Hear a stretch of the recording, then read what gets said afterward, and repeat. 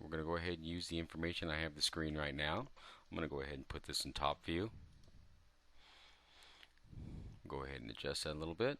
Right here, I'm going to go ahead and use standard engraving for here. By standard engraving, I'm going to use a contour option.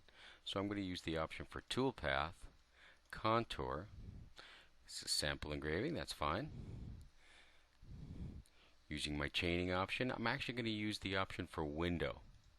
So I'm going to put a window around where it says Mastercam. Now it's asking me for a sketch approximate start point. So what it's going to do is it's going to look for the information inside the window area by a sketch point. So I'm just going to come over here anywhere on the screen, click on the lower left hand side. You see it automatically highlights the information and grabs the chains of 28, 23. It looks like 28 first, 23 chains. Go ahead and apply that. Looking for a tool. In this case, I'll go ahead and use, I can go ahead and use a, say none, and I'll go ahead and use a spot drill. We'll say ignore, see what we have in our list. I'm going to use a 125. Okay, I'm not worrying about the feeds and speeds at this time. Rapids, everything's good. Go over to contour parameters. I'm going to look for, say, minus 0.005. Maybe multiple passes if I wanted. So I could say 0.002, 2,000ths pass per cut. I'm going to turn off the lead in and lead out because I don't want the tool to actually create like a lead in and out, making it look like calligraphy. But what I do want is I want the tool to go right down the center of these letters. You can see we have stick letters. I'd like that tool to go right down the center there. So to be able to do that easily, I'm just going to go over to here where it says computer, control, where, reverse, where, and off. I'm going to use the option for off. This will drive the tool right down the center of the letters. I'm going to go ahead and say OK. As you can see, it actually drove the tool path. The tool itself, let's go ahead and turn this off so you can see right here, right down the center. Multiple passes covering each letter.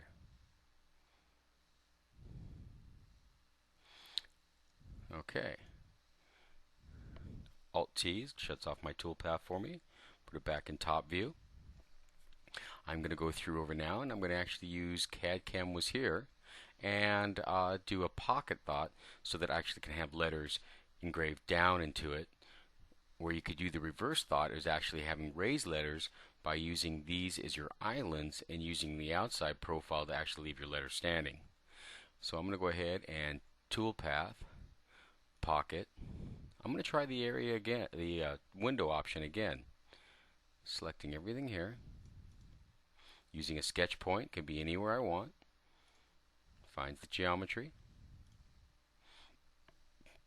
In this case, maybe I might want to use that same tool, or for example, let's go ahead and use a 1/16 end mill. So 1/16. I'm going to use a flat end mill. Find that flat end mill. Not worrying about feeds and speeds this particular time. Second parameters. I'm going to go ahead and say minus 0.010, maybe 10,000 steep. Going over to my secondary area, rough passes. I could do depth cuts if I want. In this case, I'm just going to go over roughing. And I'll go ahead and say 40% of my tool. Inside out, it's fine with me at this particular time.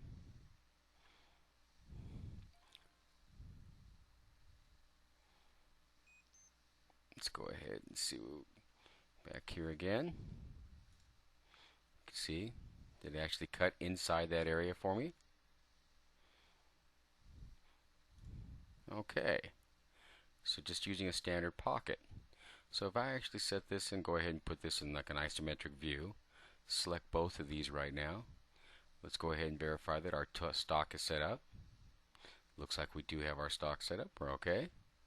We'll go ahead and do a little bit of verify real quick. Move this over. It's around a little bit. Maybe we might want to see where the information is going. So I can turn on my verbose mode. And I'll go ahead and hit play. As you can see, we have right down the center with the tool, and then we also have the option of pocket. Using the pocket creates nice little letters too. Of course, it's going to use the tool radius to leave corners on that. Alright, I'm going to put this back in top view again, and I'm going to use toolpath and use the optional engraving package.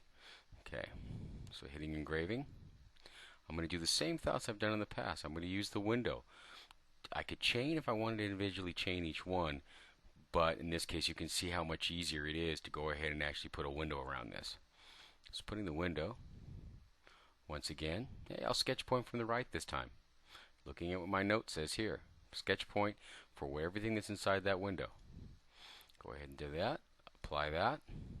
And this time I'm actually going to go to a tool library, filter it out, say none, and I'm going to use a chamfer mill. Say OK. I'm going to use, in this case, a 3/16 tool.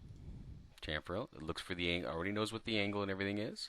Not worrying about feeds and speeds. Parameters. I'm going to say 1 inch above.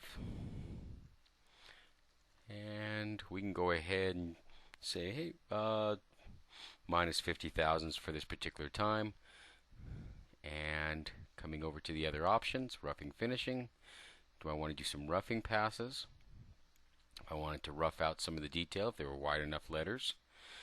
In this case, I could go ahead and use that option. Say parallel, for example. How much of the step over the percentage of the tool? I've got a small tip on it, so I'm going to say 30%. Get a little detail in there. On that, I can have it actually ramp into the material or plunge. Smoothing as it's going through the particular pocket areas, as it also roughs. Now we have an option to cut the geometry. As you can see, it's showing a letter here to the top being at crisp or the bottom being crisp. In this case, I want to go with the top. What I want it to be able to do is I want the tool to go in there and actually clear out the bottom area, but when it sees the sharp corners, I want it to actually lift up into the corners and actually create almost a sharp corner. Alright, I'm going to go ahead and say OK. Generate a path. And I'm going to zoom up on this path here, and you'll be able to see where the tool has actually done that. Is he's come up into the corner area here. So if I backplot that, let's turn off that path right there. See where our tool is. Zoom in a little bit right here. I use the S on my keyboard. You see it's inside the cut. It's moving around a little bit. It's going to go through and do some roughing passes real quick. Let's get it to go down. Now you can actually see. So it went up into the corner. It's going to move along this here. It's going to come right up into that corner. It's going to automatically lift up into the corner, creating a much sharper detail in the corner area. So you can see. I'll go ahead. Well, let's select all of them. Alt-T turns off all my tool paths. Everything's selected. I'm going to use the verify. Zoom in a little bit over here. Let's go ahead and move this out of the way. And we'll let it play through. Tell it to stop on tool change.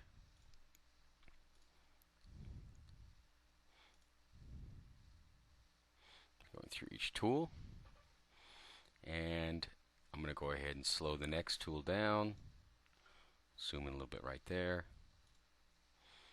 It's going to do a little bit of the roughing detail, but it can with that particular tool.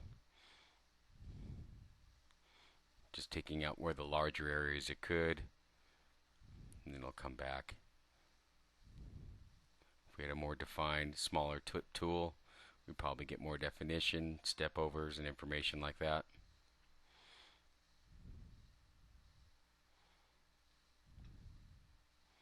Go ahead and bring this up a little bit. Let's go ahead and speed that up. So you can see that it actually moves the tool along the tip and actually brings it up into the corners. Makes for a nice option. A lot of time used in mold making and things like that. But you can see you don't have to have the fancy engraving package to be able to do engraving. You can do standard contour, standard pocketing. If you do the reverse thought here when it came to this actual letters here, on the top where I did a pocket, basically picking an outside boundary being the stock and picking the letters and using them as an island, you can actually leave raised letters. Well, this is it for the engraving samples that I have for you now. I hope this helps, and I hope you enjoyed my time. Thank you.